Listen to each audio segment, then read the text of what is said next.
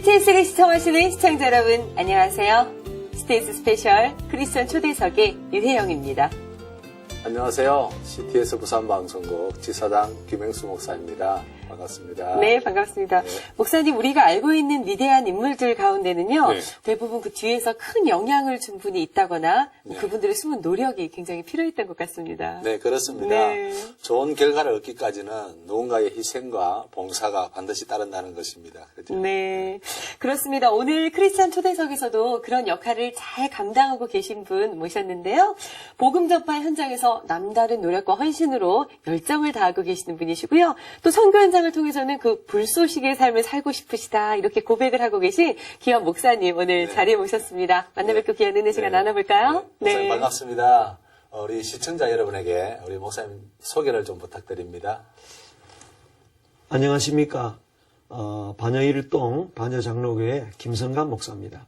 저는 20년 동안 경남 함양 지리산 밑에서 신앙생활을 하다가 부산에 와서 신학을 공부하고 목사가 된 후에 18년 전에 반여장로교회를 개척하고 행복한 목회를 하고 있는 김성감 목사입니다. 네. 초대해 주셔서 감사합니다. 반갑습니다. 네. 목사님 섬기시는 반여장로교회를 이제 또 섬기고 계시는데요. 또 동네에서 또 지역에서 좋은 소문들이 많이 있습니다. 교회를 좀 자랑 좀 해주시죠.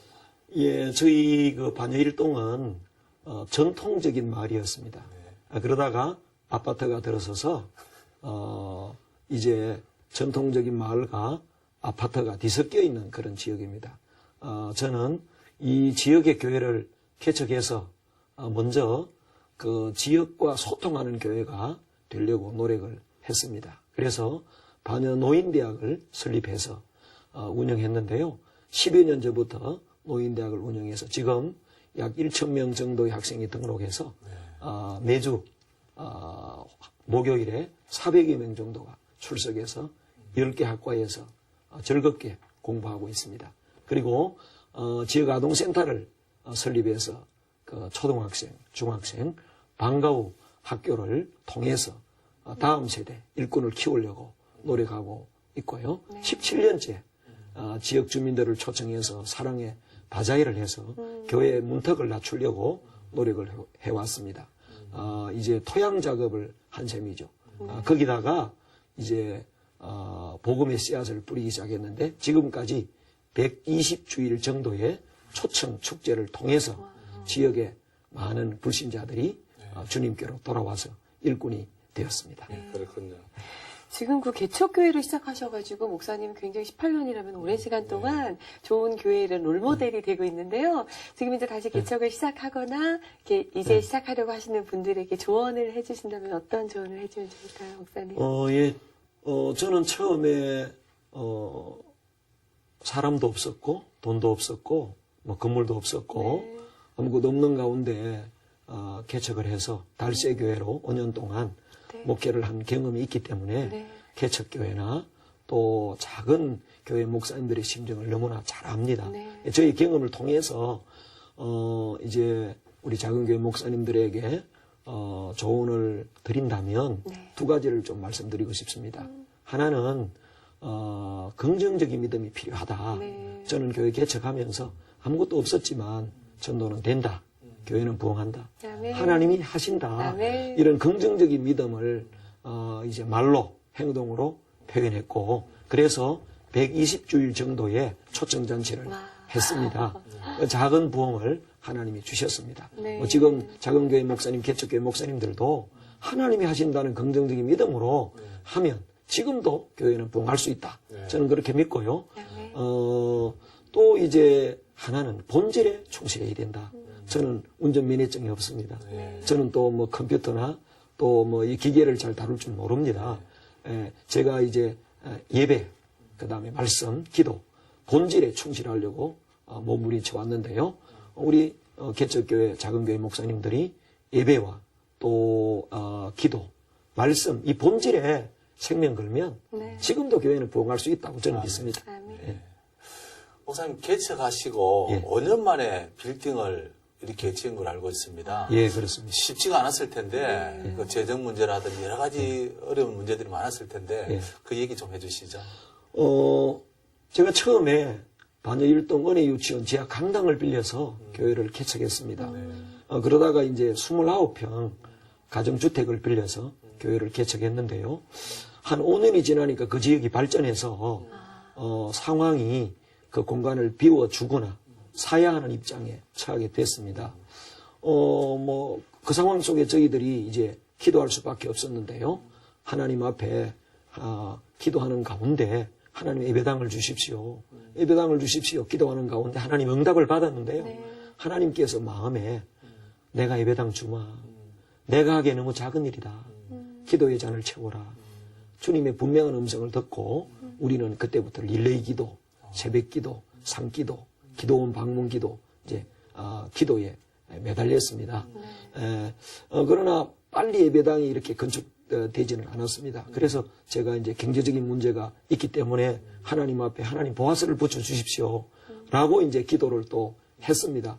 하나님께서 보아스를 이제 붙여 주셨는데 우리 은행이라고 하는 보아스를 붙여 주셔서 이제 우리 교인들의 헌금과 우리 은행이 협력해서 개척 5년차에 시작된 예배당 건축이 이제 6년차에 완성이 됐는데 지하 1층, 지상 5층, 783평 예배당을 건축하게 됐습니다. 네.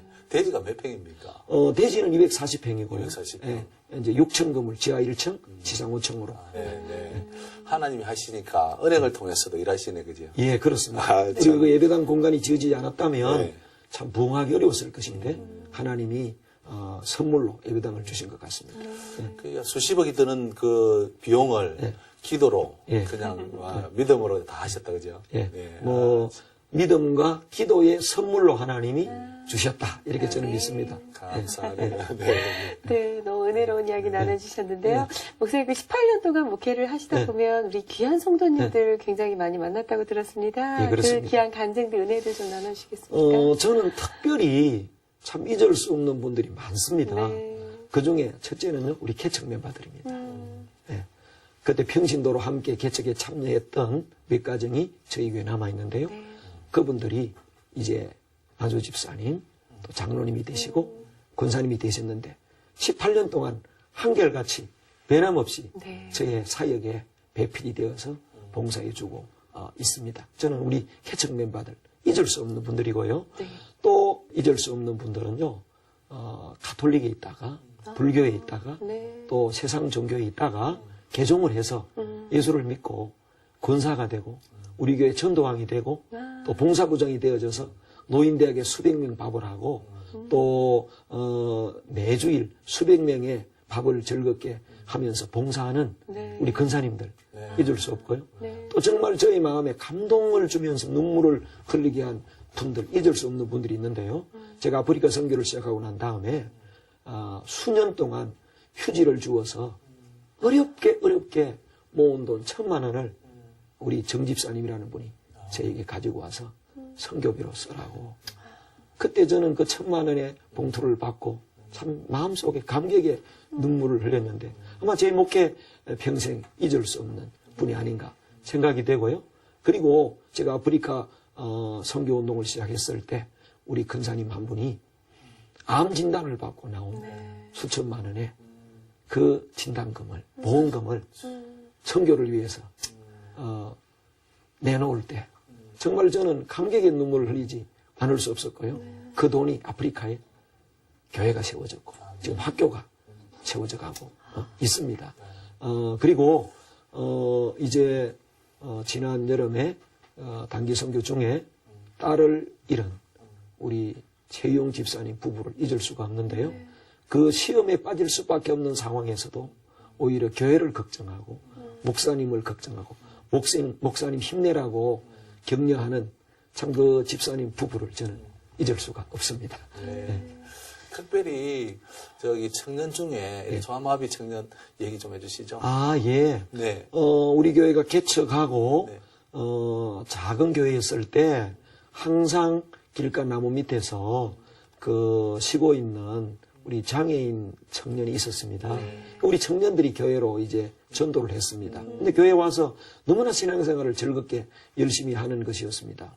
1년에 성경을 10도 기상하고 얼마나 믿음 생활을 열심히 하는지 우리 교회 아주 모범 성도가 됐습니다. 근데 그 어머니는 절에 열심히 다니는 이제 보살님이셨어요. 네. 그 아드님을 교회 데려다 주고 자기는 교회 나오지 않고 절에 가고 그러기를 수년간 했는데 어느 연말에 저를 만나서 목사님 내년 초부터 제가 교회 나올 겁니다.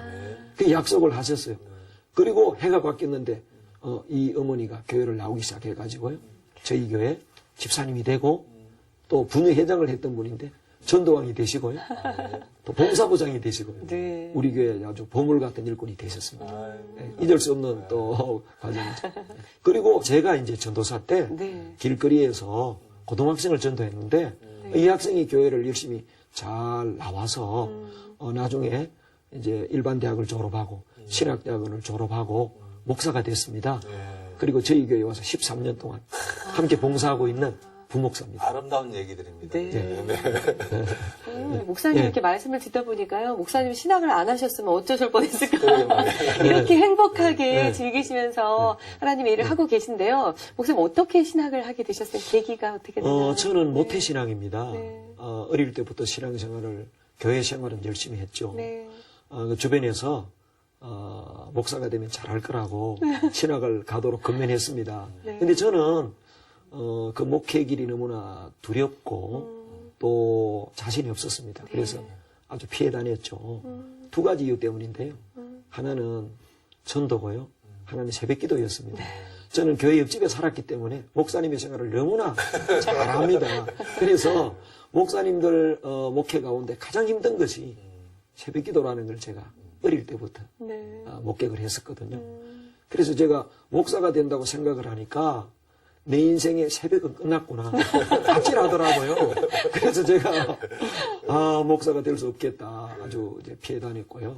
또 하나는 전도였습니다. 저 혼자 교회 열심히 다니는 거 얼마든지 하겠는데, 괜히 전도하다가 욕 듣고, 손가락질 당하고, 그거 참 못하겠더라고요. 그래서 제가, 목회자가 되지 않으려고 몸부림쳤는데, 제가 20대에 성경을 공부하다가 주님을 만나고요. 깊은 말씀을 만나는 경험을 네. 했습니다. 네, 그래서 이제 신학을 갔고요. 신학을 가고 난 다음부터는 뒤돌아보지 않고 나는 다시 태어나도 목사가 되겠다 하는 그런 마음으로 행복한 목회를 하고 있습니다. 네. 요즘도 새벽기도 힘드세요? 새벽기도가 전혀 힘들지 않고요. 예, 지금 제가 깨닫는 것은 하나님이 우리에게 축복의 통로를 크게 두 가지 주셨다면 하나는 전도가 축복의 통로, 또 하나는 새벽기도가 축복의 통로다. 지금은 새벽기도와 전도가 축복의 통로라는 사실을 저는 체험적으로 확신하고 있습니다. 아멘. 그 두 가지가 그 목회의 성공을 이끄는 것 같아요. 네. 저희 이제 목회의 초점이 기도 목회, 네. 전도 목회. 한 가지 더 한다면 말씀 중심의 목회라. 이렇게 볼 수가 있습니다. 예. 목사님 뭐 새벽 기도하는 열정이 대단하신데요. 이제는 어느 정도 개척하신 지도 이제 오래되셨고, 목회 안정적으로 가고 계시는데, 그래서 이제는 눈을 돌리신 것이 아프리카 선교로. 이렇게 눈을 돌리셨어요. 어떻게 아프리카 인연을 맺게 되셨는지 궁금합니다, 목사님. 이건 저의 의도적인, 그 발걸음은 아니었고요. 네. 저희 교회에서, 이제 최초로 중국에 선교사님을 파송했었습니다. 네. 5년 동안 우리 김전현 선교사님이 중국에 선교하시다가 중국의 여러 가지 여건으로 아프리카 우간다로 가시게 됐습니다. 그리고 제가 이제 우간다로 가신 지 1년 차에 이제 아프리카를 방문하게 됐는데요. 거기서 이제 엄청난 충격을 받았습니다. 제가 아프리카를 방문하고 바로 그 다음날 아주 현장 교회 7시간을 차를 타고 갔는데요. 네. 캄캄한 밤에 전기도 없는 예배당에 남포동 하나를 켜놓고 예배를 100여 명이 드리는데 아주 제가 무서움도 느꼈고요. 또 그 먼지가 날리는 가운데 뛰면서 열정적으로 노래하는 그 모습을 보고 아주 충격을 받았고, 그 다음 날은 풀밭에서 밤에 예배 드리는 그 교회 방문해서 설교를 하고, 그리고 또 이제 고아들을 돌보는 교회를 방문한 적이 있는데요. 이 고아들이 땅바닥에 잠을 자고 천 하나를 덮고 잠을 자고 있는 그런 카세야 고아원 교회를 제가 방문하면서 마음에 너무 충격과 아픔을 느꼈습니다. 그리고 차를 타고 오는데 제 마음속에 하나님의 내적인 음성이 들렸습니다. 건너와서 아프리카를 도우라. 특별히 예배당이었고 풀밭에서 또 땅바닥에서 잠을 자는 그런 고아들을 보면서 예배당 건축, 고아원 건축이 선교의 일부분이 돼야 되겠다. 그런 이제 마음에 강한 도전을 받고 아프리카 선교에 좀 이제 매진하게 됐습니다. 네. 그렇군요. 예. 그 아프리카를 가게 된 것은 이제 중국에 있던 선교사님이 예. 아프리카로 이제 갈 수밖에 없는 예. 상황과 그 맞습니다. 얘기 좀 해주시죠. 뭐 이제 중국에서 대학생들을 대상으로 선교한 우리 선교사님들이 북경의 올림픽을 통해서 이제 단속이 심해지면서 이제 외국인들이 중국인들을 상대로 선교하기가 어려워졌을 때 이제 하나님의 섭리로 전에부터 이제 기도하던 우간다, 아프리카로 가게 된 것이죠. 지금 이제 아프리카에 또 선교를 집중하고 계시는데요. 예. 그 이제 현지에서 어떤 사역들을 하고 계시는지. 지금 몇 가지 사역을 하는데요. 첫째는 교회를 개척했습니다. 네. 우리 선교사님들이 그 교회를 개척해서 대학생 선교를 하고 있습니다. 네, 그리고 어린이 선교를 하고 있습니다. 지금 한 130명 정도의 아주 우수한 대학생들을 지금 훈련하고 있고요. 한 200여 명 정도의 주일학교 아이들을 이제 키우고 있습니다. 그리고 우리 이제 선교사님이 중국에 선교하다가 가셨기 때문에 중국의 제자들이 함께 합류해서 지금은 열 몇 명의 선교사들이 연합으로 사역을 하는데 이제 우간다에서 목회자 성경 재교육 세미나를 1년에 몇 번씩 하면서 성경을 가르치는 운동을 하고 있고요. 그 다음에 지금은 이제 예배당 없는 교회, 예배당 건축 운동을 하고 있고요. 이제 고아들을 위한 그 고아원, 유치원, 이제 지금은 이제 학교 건립을 위해서 또 이제 여러 가지로 준비하고 노력하고 있습니다. 네. 학교 건립이라면은 뭐 이렇게 초등학교, 중학교 이런 걸 말합니다. 대학교도 지금 저희들이 생각하는 것은 일단 고아원을 짓고 그 아이들을 교육하기 위해서 유치원이 필요하고요. 이 아이들이 자라감에 따라서 또 이제 지속적으로 교육하려고 하면 초등학교가 필요하고요. 그 다음에 또 지속적으로 중학교, 고등학교까지 이제 여러 지역의 기독교 학교를 이제 계획하고 기도하고 추진하고 있고요. 또 준비하고 있고. 또 하나는 우간다 그 기독교 학교들이 있는데 이제 거의 건물들이 판자촌 수준입니다. 이제 이런 학교들 건물을 지어서 아주 경쟁력 있는 사립 크리스찬 학교로 만들어주는 그런 사역을 지금 추진하고 있고요. 진행 중에 있습니다.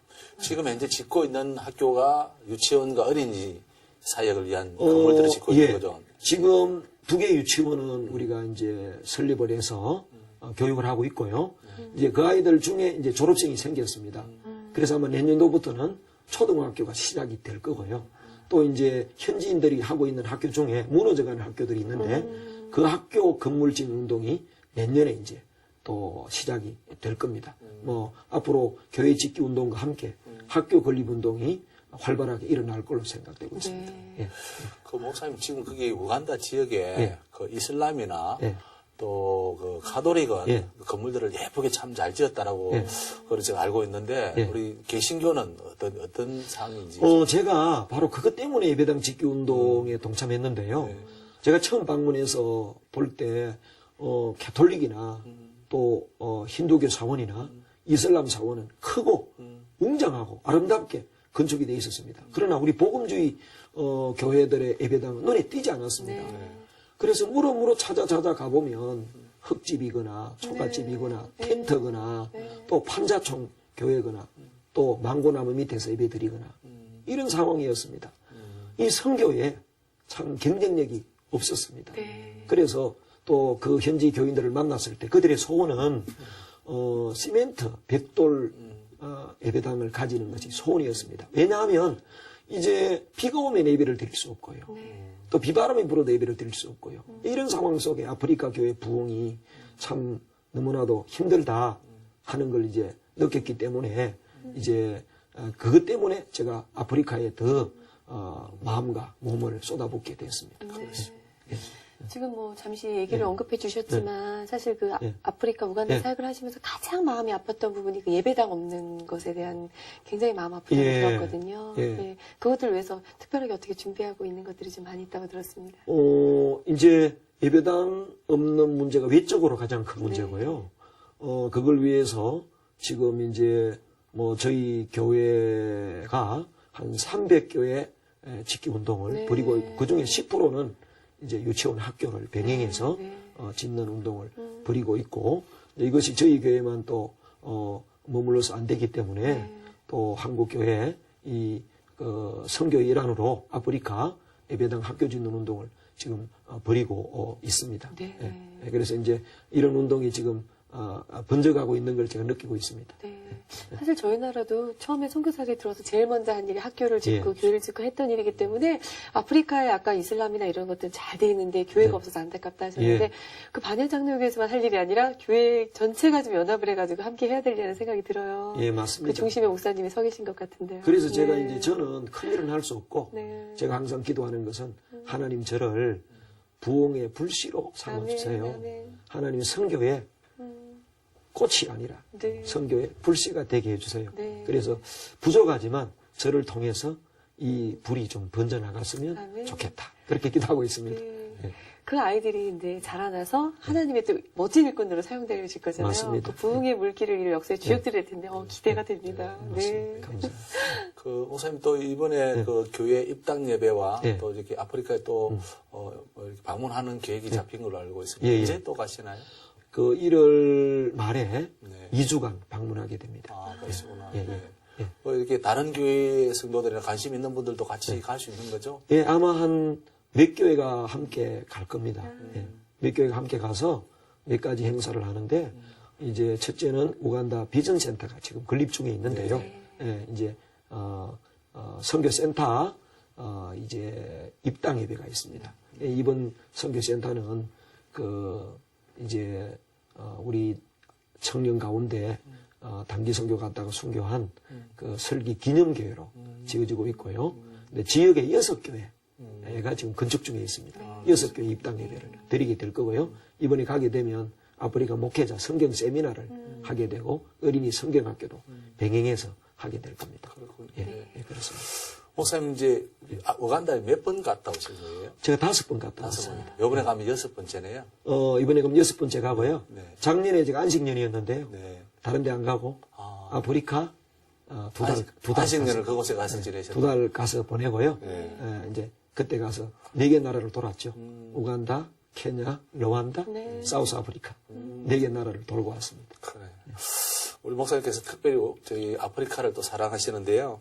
우간다를 이렇게 방문하시면서 또 아프리카 선교에 있어서 예배당과 함께 가장 시급한 문제가 있을 것 같아요. 예. 어떤 것들이 있을까요? 참 우간다도 가난한 나라고요. 아프리카는 참 가난한 나라입니다. 네. 하나님께서 자연 환경을 참 아름답게 주셨는데 제가 볼 때는 종교적인 문제인 것 같아요. 너무 가난합니다. 그런데 물질적인 가난보다 제가 느낄 때 더 큰 가난이 있습니다. 그것은 영적인 가난인데요. 말씀의 기가를 당한 가난입니다. 너무나 말씀에 무지합니다. 그래서 예배당 짓는 운동보다도 저는 더 중요하게 생각하는 것은 말씀 운동인데요. 그래서 목회자 성경 재교육 운동을 지금 벌이고 있습니다. 우리 선교사님들이 열심히 하고 있고 저도 배후에서 돕고 있습니다. 그래서 아프리카에 가장 지금 참 힘들고 어렵고 고통당하는 부분이 말씀이 없다 하는 겁니다. 그래서 예배를 2시간 드리는데 1시간 반은 찬송하고 뭐 10분, 20분 설교하는데 저는 굉장히 열정적인 예배로 봤습니다. 그러나 제가 깊이 가서 보면서 말씀이 없기 때문에 예배 시간의 대부분을 찬송으로 보내는구나. 그래서 먼저 목사님들에게 말씀 성경 교육을 해서 목사님들이 풍성한 말씀으로 준비되면 아프리카 교회들이 이 말씀의 기가를 해소할 수 있겠다. 그래서 저는 그것을 더 크게 생각합니다. 아멘. 예. 네. 목사님 그 마음 아픈 일도 선교하시면서 선교 현장에서 겪으셨다고 들었습니다. 아까도 목사님 예. 말씀 중에 잠시 언급을 예. 하셨는데 예. 21살의 젊은 자매님이 또 아프리카 선교 중에 순교를 했다고 들었습니다. 예. 가슴 아프시겠지만 그 얘기 좀 나눠주실까요? 예. 제가 이제 처음에 아프리카를 가서 너무나 충격을 받고 우리 청년들에게 성경 공부를 하고 아프리카 이야기를 하기 시작했고 교인들에게 아프리카 일을 시작했습니다. 그랬더니 우리 청년들이 아프리카 단기 선교를 참여하겠다고. 네. 그래서 매년 여름 방학에 우리 청년들이 그 멀고 먼 또 많은 경비가 드는 아프리카 단기 선교 여행에 참여를 했습니다. 첫 해에 15명이 갔다 왔고요. 네. 이제 올해 청년들과 함께 이제 35명의 단기 선교팀이 우간다를 방문했습니다. 그런데 그 가운데 21살의 최슬기 자매도 함께 동참을 했는데요. 네.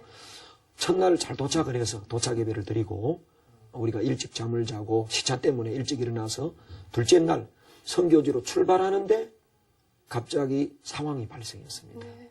예. 우리 슬기 자매가 몸에 이상이 왔는데요. 그만 심장마비로 그 우간다 땅에 생명을 바치게 된 것입니다. 그 일로 인해서 우리는 아무것도 할 수가 없는 응급 상황이 발생해서 모든 선교를 중단하고 이제 병원에서 우리가 울면서 기도하면서 대기하게 됐습니다.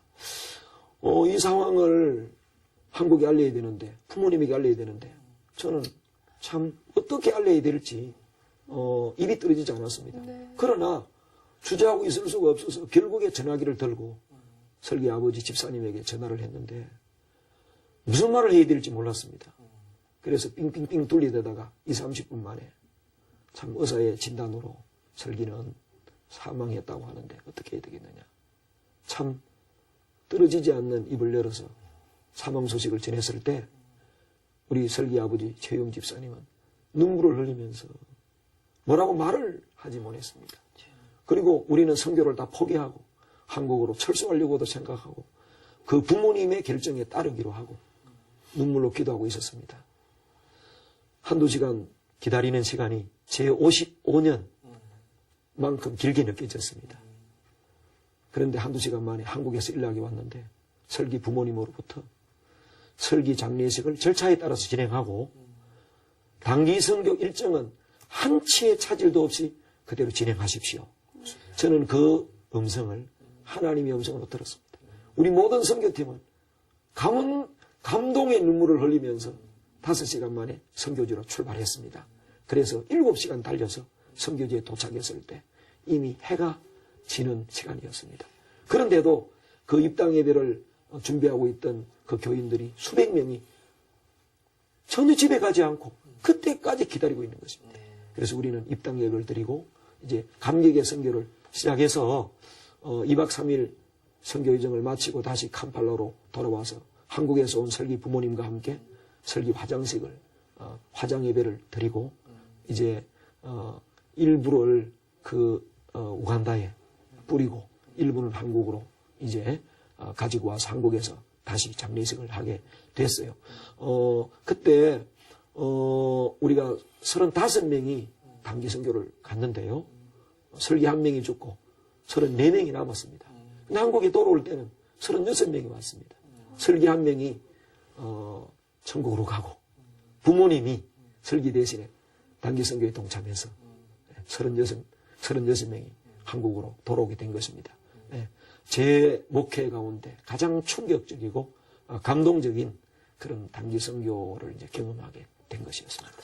참 지나간 얘기지만은 예. 참 이거는 엄청난 그 목회의 데미지가 될 수도 있고 또 목회에 엄청난 그 에너지와 이 힘들이 빠질 수 있는 그런 상황이었는데 어떻게 그렇게 극복할 수 있었습니까?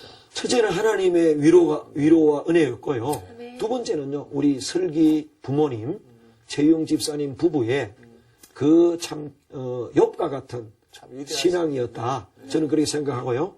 이 일이 생기고 난 다음에 저는 목회를 포기하려고 했습니다. 정말 절망적인 상황에 우리 교회 시험이 될 수도 있고요. 또 너무나 저 자신이 참 지치는 상황에 떨어질 수밖에 없었는데 우리 하나님의 위로와 또 설기 부모님이 목사님 힘내세요. 위로하는 그 위로, 그리고 장례 예배를 통해서 성령님께서 우리 교인들과 유족들과 참여한 모든 조문객들을 다 치유하시고 쓰다듬으셨습니다. 그래서 설기 순교 이후에 불과 2, 3주 만에 하나님이 우리를 치유하시고 우리 교회는 아무 문제 없이 오히려 선교에 야성이 생겼다고 할까요? 이제 우리 청년들도 그렇고 저도 죽음을 초월한 어떤 선교적 그 각오를 가지게 된 거죠. 하나님은 합력해서 선을 이루신다. 그렇게 생각이 되고요. 이 설기 선교 이후에 불과 몇 달밖에 안 됐는데 1년 동안 해야 될 선교를 다 지금 이루었습니다. 왜냐하면 이 일로 인하여 설기 기념교회가 세워지게 됐고요. 9월 달에 설기 유치원이 세워졌습니다. 그리고 설기 기념 선교센터가 지어지고요. 1년 해도 힘든 6개 지교회당이, 지역 예배당이 건축이 지금 90% 완료됐습니다. 그래서 참 하나님께서 이 설기의 순교를 선교의 불씨로 사용하시는구나. 저는 그런 확신을 가지게 됐습니다. 하늘의 미랄이 땅에 떨어져서 썩음으로 또 이렇게 많은 열매를 맺는군요. 예, 맞습니다.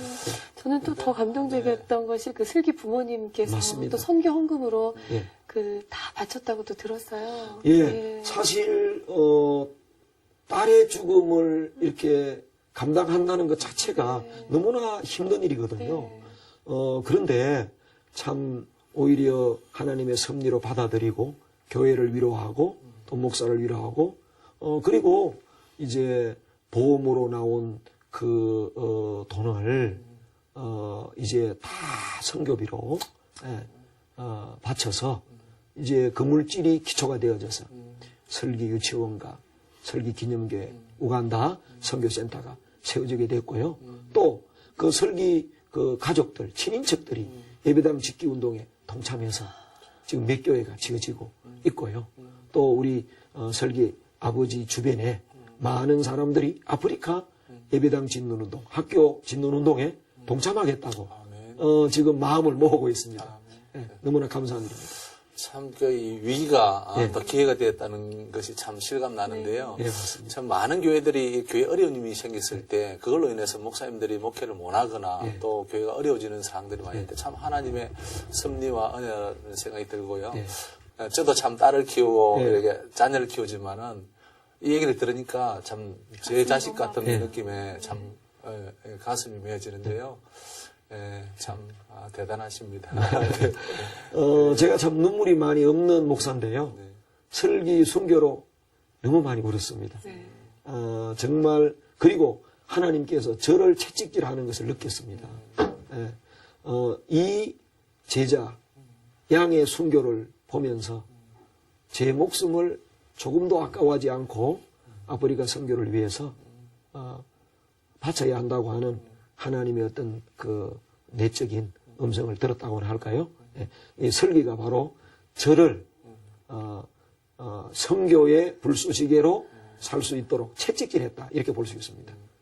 목사님도 그렇지만 성도들이 우리 설기 자매를 통해서 우리가 선교의 중요성과 또 한 영혼이 하나님 앞에 이렇게 드려진 것에 대해서 다 공감하게 되고 참 이제 교회가 참 아름답게 세워지겠다는 생각이 참 들거든요. 그래서 참 우리가 많은 그리스도인들이 이분들을 좀 본받았으면 좋겠다는 그런 생각이 문득 듭니다. 제가 바로 그 기도를 합니다. 하나님, 우리 한국 교회 성도들이 적어도 우리 설기 부모님, 최용 집사님 같은 성숙한 신앙의 성도들이 되게 해주세요. 저는 그 기도를 하고 있습니다. 우리가 선교 2세기를 맞았고 적어도 이제 우리 한국교회 성도들이 그 정도의 신앙은 돼야 되지 않겠느냐. 제 기도 제목입니다.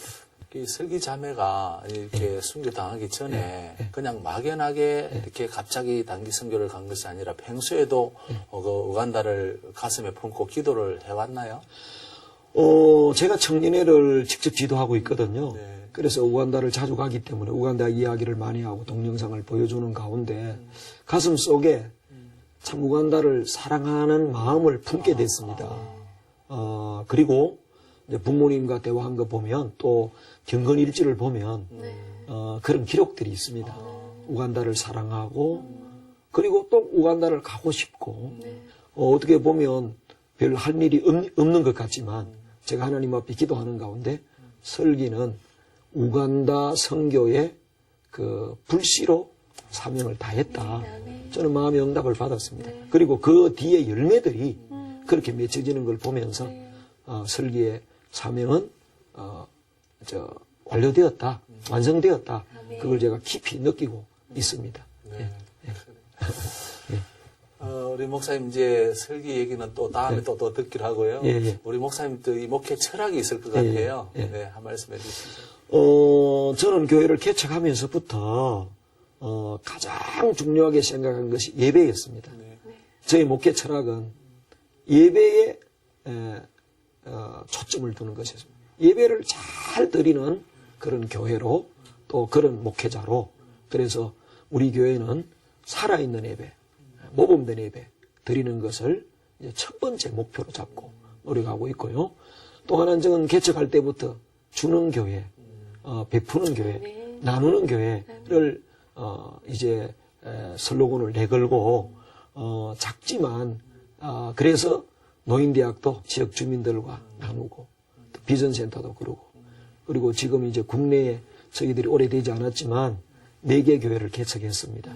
부목사님들이 나가서 개척하거나 또 다른 분이 개척하도록 그리고 또 이런 정신을 가지고 오다 보니까 저 아프리카에도 좀 하나님께서 작은 것이라도 나누도록 하시지 않느냐 그런 생각이 들고요.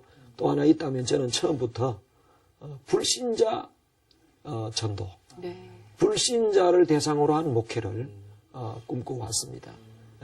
그래서 처음부터 전도 중심의 교회를 목회를 해왔고요.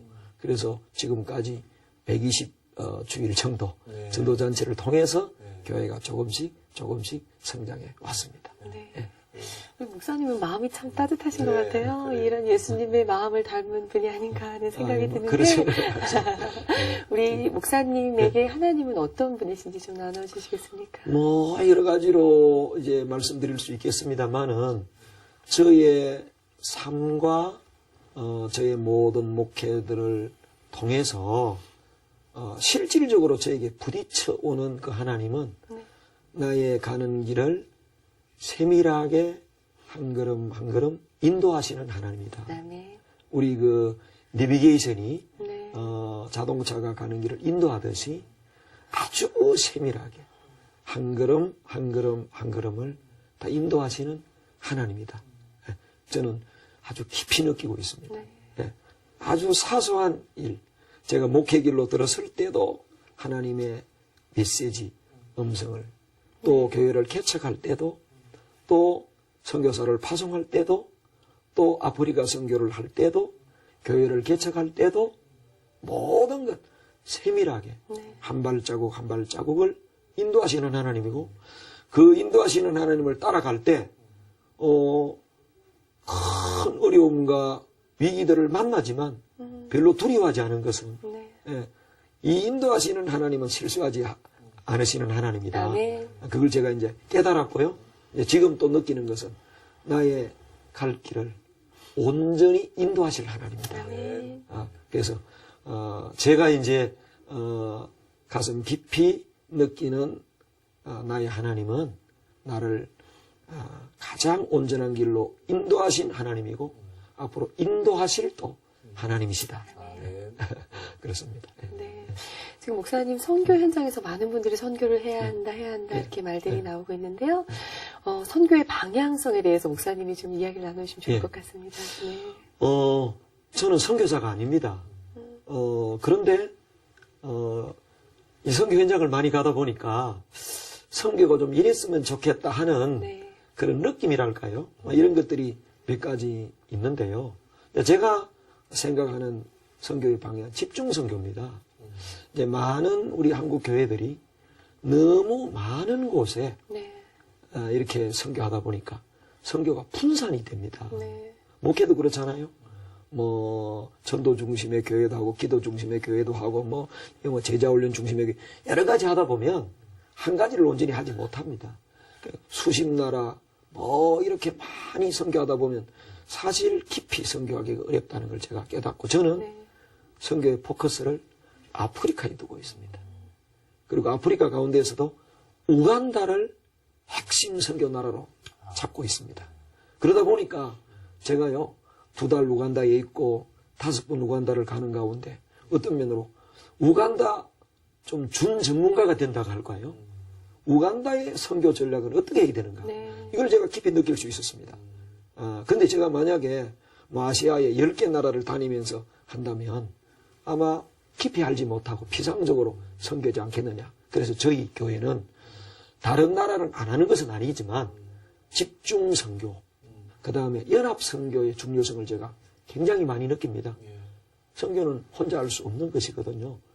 그래서 저희들 하나님이 섭리 가운데 우리 한국의 선교사님, 그 다음에 중국의 선교사님들이 함께 연합을 하고 있고, 이제 우간다, 르완다, 또 현지 목회자들이 함께 연합해서 하다가 보니까 아주 작은 힘을 쏟아부었는데 생각보다 많은 열매를 맺고 있는 것을 느끼고 있습니다. 그래서 뭐 이런 것들을 좀 참고하면 선교에 좀 효율적인 네. 선교가 이루어지지 않겠나 이런 생각을 하게 됩니다. 네. 목사님 오랜 시간 참 많은 은혜 나눠주셨는데요. 마지막으로 기도 제목과 비전 있으면 나눠주시겠습니까? 제가 이제 기도 제목은 이제 국내를 위한 기도 제목과 네. 또 이제 세계를 위한 기도 제목이 있는데요. 하나로 묶으면 하나님 저를 그 부흥의 불씨로 사용하여 주옵소서. 2가지 부흥의 불씨인데요. 하나는 한국교회, 지금 전도가 안 되고 부흥이 어렵다고 하는데 큰 부흥은 모르겠지만 한국교회, 특별히 작은 교회, 80%의 작은 교회들 부흥하는데 부족한 종이 작은 부흥의 불쏘시개가 좀 되게 해달라. 이런 기도를 제가 하고 있고요. 또 하나는 선교의 불씨, 특별히 아프리카 선교의 불씨가 되게 해달라. 그렇게 기도하면서 구체적으로 300교회 짓기 운동을 하나님이 이루어 주시고 여기에 한국의 많은 교회들이 동참하게 해 주십시오 하는 기도를 하고 있으면서 저는 또 결단을 내 목회의 10%를 아프리카에 드리겠습니다. 이렇게 기도하고 있습니다. 네, 목사님 그렇게 응답되어지도록 저희가 함께 기도하겠습니다. 귀한 시간 자주셔서 감사드립니다. 아유, 감사합니다. 안녕히 돌아가세요. 네. 네. 네, 오늘 목사님 만나 뵙고 정말 귀한 은혜의 시간 나눴는데요. 복음화 되기까지 정말 많은 분들의 피 흘림이 있었고요. 우리가 그 마음을 잃어버리지 않아야겠다는 생각 듭니다. 네. 목사님께서 선교의 불쏘시개가 되겠다고 말씀하셨는데요. 우리의 작은 힘과 노력을 하나님께 크게 쓰시리라 확신합니다. 아멘. 아울러 또 우리 목사님의 기대와 같이 우간다가 하나님의 나라가 세워지고 부흥하는 것을 기대해 봅니다. 아멘. 이번 한 주간도 성령 충만한 한 주 되십시오. 안녕히 계십시오.